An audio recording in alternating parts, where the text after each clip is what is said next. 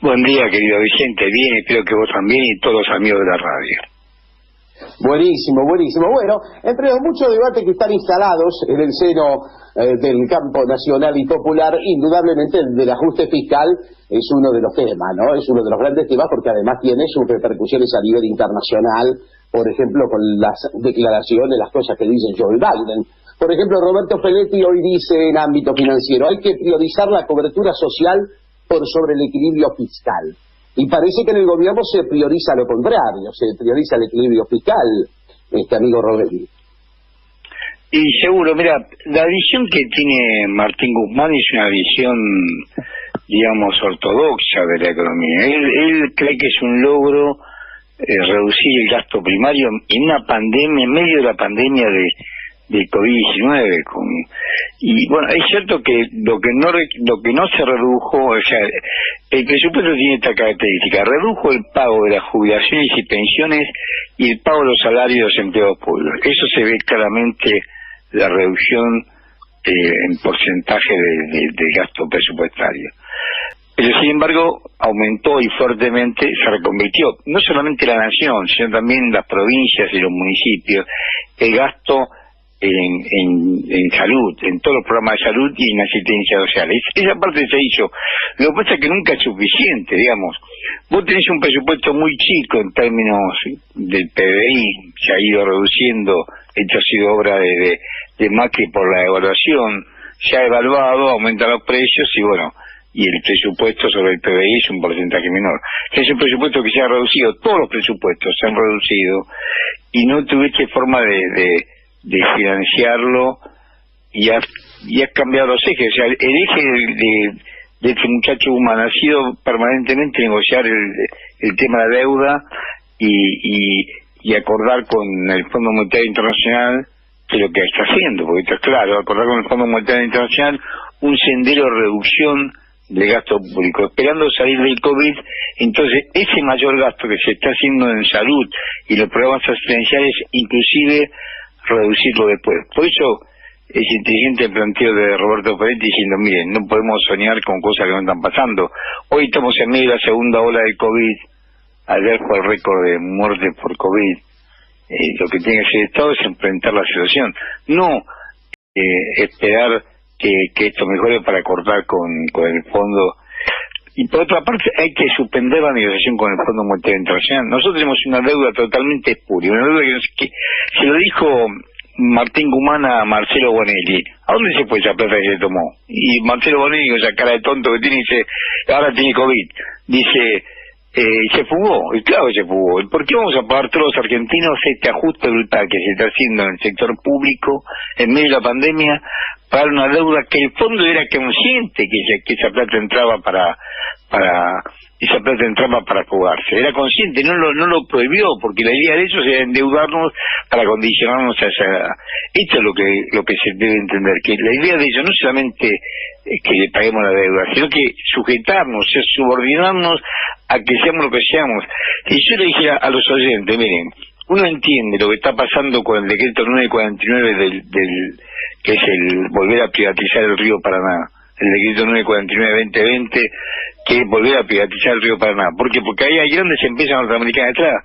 Está Cargill, está Glencore, está ADM, está Hydroelectric, está Bunge, son 5 grandes multinacionales que tienen su sede central en Estados Unidos. Si uno dijera, ¿por qué es el debate de la energía eléctrica? ¿Por qué pretende el gobierno aumentar el 30%, que se opuso valientemente el subsecretario de Energía, Federico Basolo, porque quiere aumentar 30% de la tarifa, cuando uno se da cuenta que el 85% de la transferencia de energía de alta tensión la hace una sola empresa que se llama Transener, y el dueño de Transener es Pampa Energía, y Pampa Energía está BlackRock es el principal acreedor de deuda argentina, el principal poseedor de título de deuda argentina es BlackRock. O sea, Horacio, podríamos resumir lo que deduzco de tu pensamiento, podríamos resumirlo en que en definitiva apostar al ajuste final, al ajuste fiscal, en un tiempo donde se necesita de lo contrario, donde se necesita de la expansión,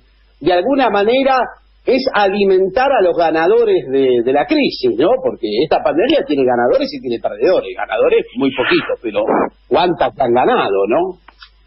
A eso quiero ir, querido Vicente, y por eso quería poner esos dos ejemplos claros que demuestran que tienen ganadores y perdedores. O sea, por un lado estamos diciendo, acá hay un ajuste en las jubilaciones y pensiones, porque fíjate, el brutal ajuste de un jubilado cobra 22.000 pesos, o sea que hay un brutal y más de 60, si yo dije a los oyentes que los 6 millones de la masa que se paga en jubilaciones se ahorró en este tiempo el gobierno nacional, ¿no?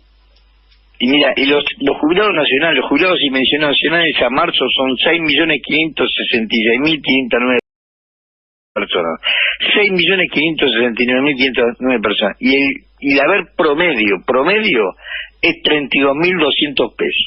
Promedio, por supuesto, muchísima gente cobra menos y los jueces y los beneficiados siempre cobran mucho más. Pero el promedio es 32.200 pesos. Bueno, puede vivir con 32.200 pesos cuando la misma canasta básica alimentaria está a 64.000. Está el doble. O sea, vos te preguntas, ¿es sostenible este ajuste en medio de semejante crisis? Es peor todavía, porque ya te estoy diciendo, el gobierno cree que superará la pandemia, cree que va a superar la pandemia por arte de magia. El gobierno, el caso del Ministerio de Economía, y van a querer seguir manteniendo van a querer mantener este ajuste. Y lo que decís vos, que tiene quienes se perjudican y quienes se benefician, se perjudican los asalariados, los jubilados y los pensionados, y se benefician, tienen nombre y apellido. Yo te estaba contando el caso del decreto 949 de 5 empresas norteamericanas que son las grandes beneficiadas de la que se vuelve a privatizar el río Paraná, porque ellos exportan lo que ellos quieren sin que nadie los controle. Tienen 20 puertos que tienen su propia medida de seguridad, su propia policía, su propia fuente de información, y sacan y entran lo que ellos quieren y nadie sabe nada, ni controla nada. Eso por un lado. Y por otro lado, el caso de la energía eléctrica, que ha sido tan debatido en la semana pasada, ahí tienes un beneficiario que es Tancenar, y detrás de Tancenar está Pampa Energía, y Pampa Energía, ahí está BlackRock. Miglin pone la cara, Marcelo Miglin pone la cara, pero el dueño de Pampa Energía es Joe Lewis, que es ese rico inglés, es una persona más rica del mundo y que tiene el lago escondido como si fuera una pileta de natación de él. Un lago estatal, un lago nacional, un lago que nos pertenece a todos, lo tiene como si fuera pileta de natación en su estancia. Horacio, por ejemplo, como vos decís, ¿no? Se ajusta el salario, se ajusta en jubilaciones, y sin embargo mucho de los recursos se terminan yendo en la bola del ELIC. Hoy titula BAE Negocio, dice, el 50% del financiamiento del Tesoro es con deudas pesos, pero el esfuerzo por absorber pesos alimenta la bola del ELIC, dice BAE. Y tienen razón, son más de 2 billones de pesos, 20.000 millones de dólares del ELIC, que paga intereses cada 7 días. Sí, es una locura. O sea, el gobierno es inconsistente por donde lo ve. Tuvo un aspecto positivo que ha sido la reconversión del gasto público de todos los gobiernos para atender el problema del COVID. Lo tuvo, eso y lo tiene, digamos. La Argentina no colapsó. Es decir, colapsó en Estados Unidos, en Nueva York colapsó el sistema de salud de Estados Unidos, colapsó en España, bueno, tenían que elegir, en Italia te dicen, tenemos que elegir quién vive y quién muere, porque no tienen las camas para hacerlo. Esto acá no pasó, por lo menos si pasó en algún lado, enseguida lo trasladan a otro lado. No, te decía, ¿cómo te va? En la clase presencial va a pasar. Yo no escucho a ninguno de los dos. ¿Me escuchan a mí?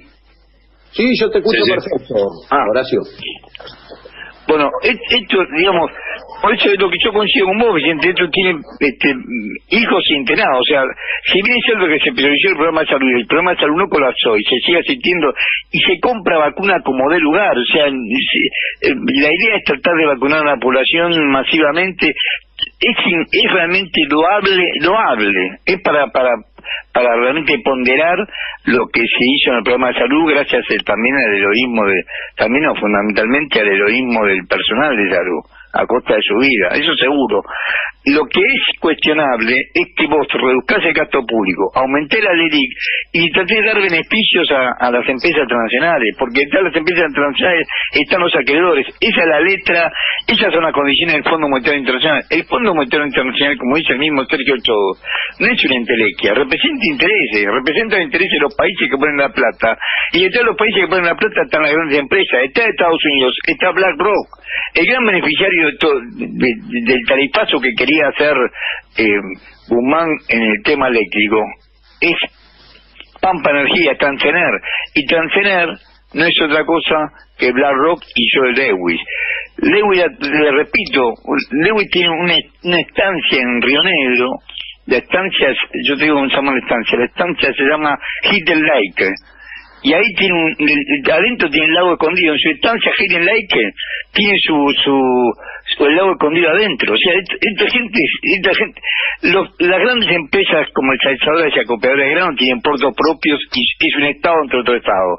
Este muchacho tiene un lago encima de sí. ¿Cómo estás, Felipe? Te habla, ¿todo bien? Tengo una pregunta ahí que hablaba del aumento de las tarifas. El gas también, porque hablaba de la electricidad, el gas también, ¿no? Yo escuché o vi, por lo menos viste, ¿no? Por eso quiero preguntarte a vos. Hablaban del 7% de un aumento en el gas también, justo en el invierno, ¿viste? Se viene el invierno, te tenés que quedar en casa. ¿Eso es así, no es así? Bueno, todavía no se concretó, pero va a ser así. Hubo reuniones, la verdad que se hizo el Enargas hizo una asamblea con los usuarios, donde se presentaron todos, duró más de 3 días, para hablar sobre el tema. Sí. En realidad, pero vos, o sea, ¿cuál es el problema? El problema es que, digamos, el problema es que el 7% no sería nada. Ni la idea es que no sea el 30%. O sea, vos pensás que Federico Bernal, que es el que está a cargo del Enargas, como este muchacho Federico Basualdo, que es el subsecretario de Energía, resisten la presión del ministro de Economía, que quiere que sea el 30% de aumento. El 9% que se adoptó, eso sí ya se adoptó en energía eléctrica, y el 7% que se va a adoptar en gas. Es cierto, comienza el invierno, pero vos es peor todavía, porque lo que pretenden los grupos económicos que están detrás es que aumente mucho más. O sea, no es solamente, no sé cómo decirlo, el 7 y 9% nos parecerá mucho porque tenemos el sueldo congelado o aumenta muy poco. Pero lo que pretenden las empresas transnacionales que están detrás es muchísimo más. O sea, ellos quieren un 30% para empezar a hablar. Una cosa, Horacio, nosotros el otro día hablamos con una integrante del CEPIS, que es un colectivo que analiza todo el tema tarifas, el que preside Mariano Lovelli, y ellos dicen que no están justificadas las razones del aumento de tarifa, que las empresas están teniendo pingües ganancias aún con este año y medio, 2 años que llevan de congelamiento de tarifas.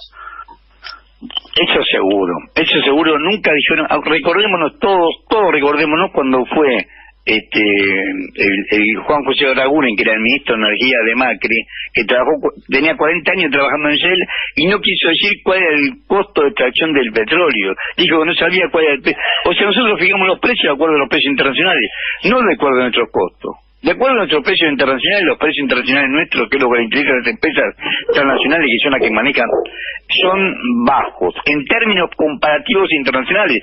Pero también recordémonos que en Estados Unidos el salario promedio son $2.500 y en Europa son $3.500 el salario promedio, y acá en Argentina son $700. O sea, es cierto. Por un lado, lo que decís vos es muy cierto. No hay costo, ¿cómo sabemos nosotros el precio del producto?